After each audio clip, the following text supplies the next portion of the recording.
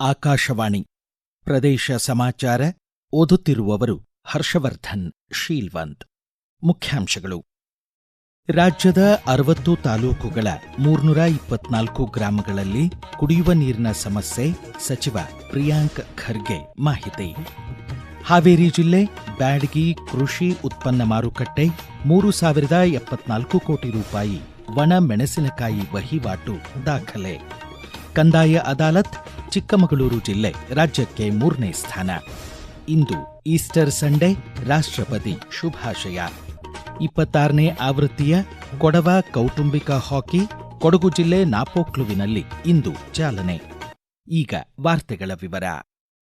ರಾಜ್ಯದ 20 ಜಿಲ್ಲೆಗಳ 60 ತಾಲೂಕುಗಳ ವ್ಯಾಪ್ತಿಯ 324 ಗ್ರಾಮಗಳಲ್ಲಿ ಕುಡಿಯುವ ನೀರಿನ ಸಮಸ್ಯೆ ಉಂಟಾಗಿದೆ ಎಂದು ಗ್ರಾಮೀಣಾಭಿವೃದ್ಧಿ ಖಾತೆ ಸಚಿವ ಪ್ರಿಯಾಂಕ್ ಖರ್ಗೆ ತಿಳಿಸಿದ್ದಾರೆ.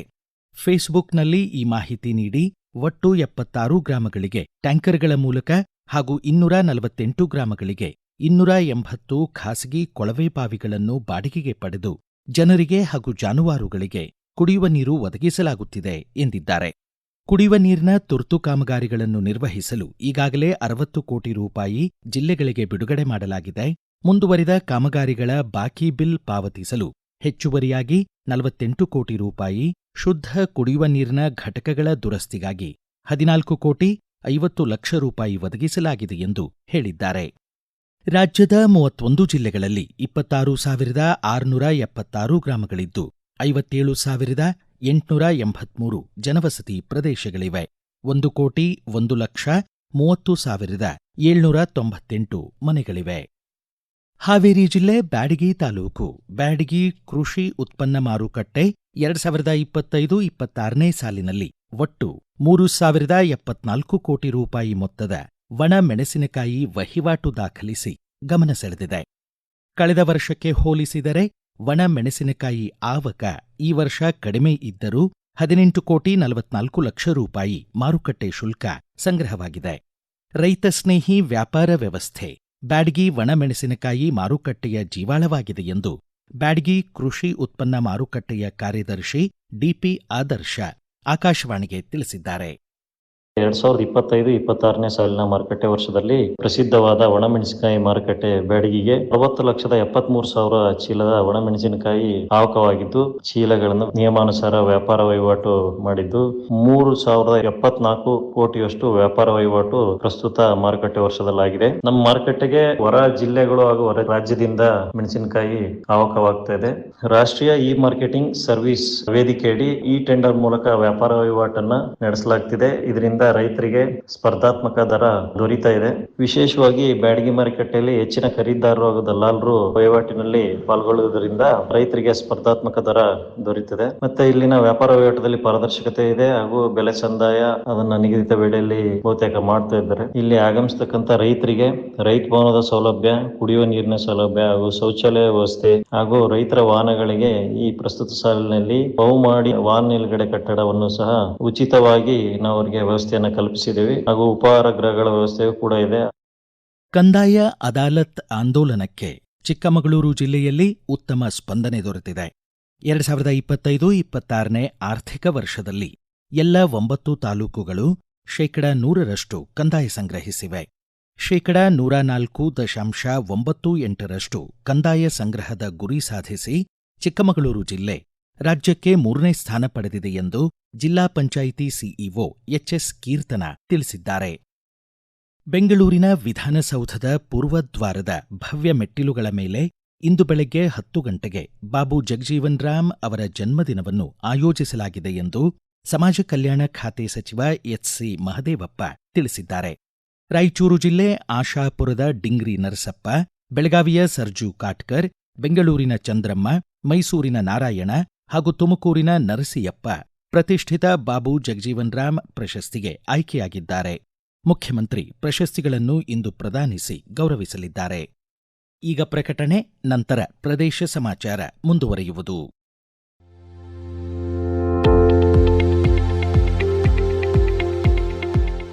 ನಮ್ಮ ಎಲ್ಲ ರಾಷ್ಟ್ರೀಯ ವಾರ್ತೆಗಳು ಹಾಗೂ ಪ್ರದೇಶ ಸಮಾಚಾರ ಈಗ ಆಕಾಶವಾಣಿ ನ್ಯೂಸ್ ಕನ್ನಡ ಯೂಟ್ಯೂಬ್ ಚಾನೆಲ್ನಲ್ಲಿ ಲಭ್ಯ.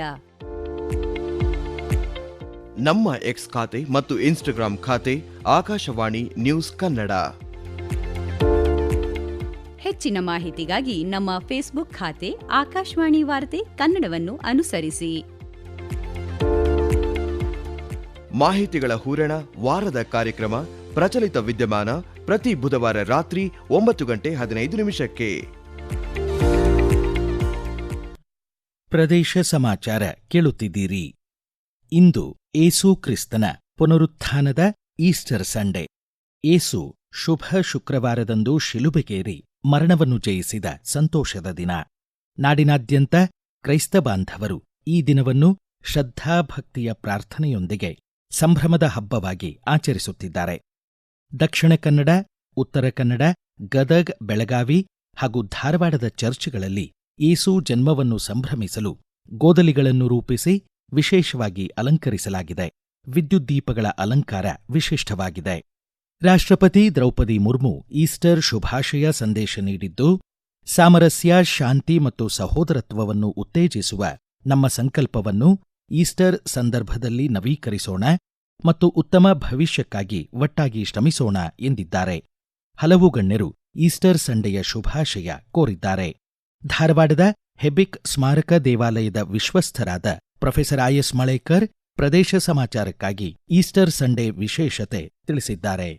ಶಿಲುಬೆಗೇರಿಸಲ್ಪಟ್ಟ ಏಸು 3ನೇ ದಿನದಂದು ಅಂದರೆ ರವಿವಾರದಂದು ತಿರುಗಿ ಜೀವಿತನಾಗಿ ಎದ್ದ ಅಪೂರ್ವವಾದ ಘಟನೆಯ ದಿನವನ್ನು ಸ್ಮರಿಸುವ ದಿನ ಈಸ್ಟರ್, ಪುನರುತ್ಥಾನದ ದಿನ. ಈಸ್ಟರ್ ಕ್ರೈಸ್ತ ನಂಬಿಕೆಯ ನೆಲೆಯಾಗಿದೆ. ಏಸು ತಾನೇ ನಾನು ತಿರುಗಿ ಜೀವಿತನಾಗುವೆ ಎಂದು ಹೇಳಿದ ಮಾತುಗಳು ಪರಿಪೂರ್ಣವಾದವು. ಮರಣದಿಂದ ತಿರುಗಿ ಜೀವಿತನಾದ ಆತನು ತನ್ನ ತಾಯಿ ಮರಿಯಳಿಗೆ ಹಾಗೂ ತನ್ನ ಶಿಷ್ಯರಿಗೆ ಕಾಣಿಸಿಕೊಂಡನು. ಏಸು ಪುನರುತ್ಥಾನದ ಮೂಲಕ ಮರಣದ ಕೊಂಡೆಯನ್ನು ಮುರಿದನು ಎಂಬ ರೂಪಕವು ದೇವರ ಶಕ್ತಿಯನ್ನು ತೋರಿಸುತ್ತದೆ. ಪ್ರತಿ ಕತ್ತಲೆಯ ನಂತರ ಬೆಳಕು ಇದೆ, ಪ್ರತಿ ನೋವಿನ ನಂತರ ನಿರೀಕ್ಷೆ ಇದೆ. ನಮ್ಮ ಜೀವಿತದಲ್ಲಿ ಅಂತ್ಯ ಎಂದು ಕಾಣುವ ಸಂದರ್ಭಗಳು ಇದ್ದರೂ ಕೂಡ ದೇವರು ಅವುಗಳನ್ನು ಹೊಸ ಆರಂಭವಾಗಿ ಮಾರ್ಪಡಿಸುವ ಶಕ್ತಿಯನ್ನು ಹೊಂದಿದ್ದಾನೆ. ಇದು ಈಸ್ಟರ್ ನೀಡುವ ಸಂದೇಶ.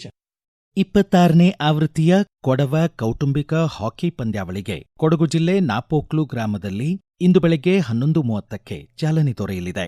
26 ವರ್ಷಗಳ ಇತಿಹಾಸದಲ್ಲಿ 6ನೇ ಬಾರಿಗೆ ನಾಪೋಕ್ಲು ಗ್ರಾಮದಲ್ಲಿ ಕೊಡವ ಕೌಟುಂಬಿಕ ಹಾಕಿ ಪಂದ್ಯಾವಳಿ ನಡೆಯುತ್ತಿರುವುದು ವಿಶೇಷವಾಗಿದೆ. ಈ ಬಾರಿ ಚೇನಂಡ ಕುಟುಂಬದವರ ಆತಿಥ್ಯದಲ್ಲಿ ಕೊಡವ ಹಾಕಿ ಅಕಾಡೆಮಿ ಉಸ್ತುವಾರಿಯಲ್ಲಿ ಕೊಡವ ಕುಟುಂಬಗಳ 382 ಹಾಕಿ ತಂಡಗಳು 1 ತಿಂಗಳ ಕಾಲ ಪಂದ್ಯಾವಳಿಯಲ್ಲಿ ಪಾಲ್ಗೊಳ್ಳಲಿವೆ. ಮಹಿಳೆಯರ 50 ಹಾಕಿ ತಂಡಗಳು ಸಹ ಭಾಗವಹಿಸಲಿದ್ದು 30,000 ಪ್ರೇಕ್ಷಕರು ಹಾಕಿ ಪಂದ್ಯಾಟ ವೀಕ್ಷಿಸಲು ಅನುವಾಗುವಂತೆ ವ್ಯವಸ್ಥೆ ಕೈಗೊಳ್ಳಲಾಗಿದೆ. ಲೀಗ್ ಹಂತದ 3 ಪಂದ್ಯಗಳಲ್ಲೂ ಉತ್ತಮ ಆಟವಾಡಿದ ಮಂಡ್ಯ ವಿಶ್ವವಿದ್ಯಾಲಯದ ಮಹಿಳಾ ತಂಡ ದಕ್ಷಿಣ ವಲಯ ಅಂತರ್ ವಿಶ್ವವಿದ್ಯಾಲಯಗಳ ಮಹಿಳೆಯರ ಖೋ ಖೋ ಟೂರ್ನಿಯಲ್ಲಿ ಚಾಂಪಿಯನ್ ಆಯಿತು. ಅಖಿಲ ಭಾರತ ವಿಶ್ವವಿದ್ಯಾಲಯಗಳ ಸಂಘದ ಆಶ್ರಯದಲ್ಲಿ ದಾವಣಗೆರೆ ವಿಶ್ವವಿದ್ಯಾಲಯದ ಆವರಣದಲ್ಲಿ ನಿನ್ನೆ ಸಮಾರೋಪಗೊಂಡ ಮಹಿಳೆಯರ ಖೋ ಖೋ ಪಂದ್ಯಗಳಲ್ಲಿ ಮಂಗಳೂರು ವಿಶ್ವವಿದ್ಯಾಲಯ ರನ್ನರ್ಸ್ ಅಪ್ ಆಯಿತು. ಮೈಸೂರು ವಿಶ್ವವಿದ್ಯಾಲಯ ತಂಡ 3ನೇ ಸ್ಥಾನ ಹಾಗೂ ಕೇರಳದ ಕ್ಯಾಲಿಕಟ್ ವಿಶ್ವವಿದ್ಯಾಲಯ ತಂಡ 4ನೇ ಸ್ಥಾನ ಪಡೆಯಿತು. ಬೆಳಗಾವಿಯ ಸೇನಾ ನೇಮಕಾತಿ ಕಚೇರಿ ಹಾಗೂ ಬೆಂಗಳೂರಿನ ವಲಯ ನೇಮಕಾತಿ ಕಚೇರಿ ಅಗ್ನಿವೀರ್ ನೇಮಕಾತಿಗಾಗಿ ಆನ್ಲೈನ್ ನೋಂದಣಿ ಅವಧಿಯನ್ನು ಈ ತಿಂಗಳ 10ನೇ ತಾರೀಖಿನವರೆಗೆ ವಿಸ್ತರಿಸಿದೆ. ನೇರ ನೇಮಕಾತಿ ವಿಭಾಗದ ಕರ್ನಲ್ ಎಕೆ ಉಪಾಧ್ಯಾಯ ಈ ಮಾಹಿತಿ ನೀಡಿ, ಬೆಳಗಾವಿ, ಬೀದರ್, ಕಲಬುರಗಿ, ಕೊಪ್ಪಳ, ರಾಯಚೂರು ಹಾಗೂ ಯಾದಗಿರಿ ಜಿಲ್ಲೆಗಳ ಅರ್ಹ ಪುರುಷ ಅಭ್ಯರ್ಥಿಗಳು www.joinindianarmy.nic.in ಜಾಲತಾಣದಲ್ಲಿ ಹೆಸರು ನೋಂದಾಯಿಸಲು ಕೋರಿದ್ದಾರೆ.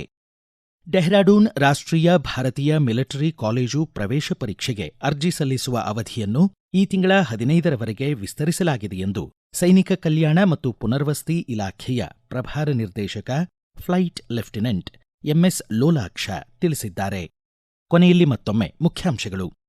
ರಾಜ್ಯದ 60 ತಾಲೂಕುಗಳ 324 ಗ್ರಾಮಗಳಲ್ಲಿ ಕುಡಿಯುವ ನೀರಿನ ಸಮಸ್ಯೆ, ಸಚಿವ ಪ್ರಿಯಾಂಕ್ ಖರ್ಗೆ ಮಾಹಿತಿ. ಹಾವೇರಿ ಜಿಲ್ಲೆ ಬ್ಯಾಡಗಿ ಕೃಷಿ ಉತ್ಪನ್ನ ಮಾರುಕಟ್ಟೆ 3,074 ಕೋಟಿ ರೂಪಾಯಿ ಒಣ ಮೆಣಸಿನಕಾಯಿ ವಹಿವಾಟು ದಾಖಲೆ.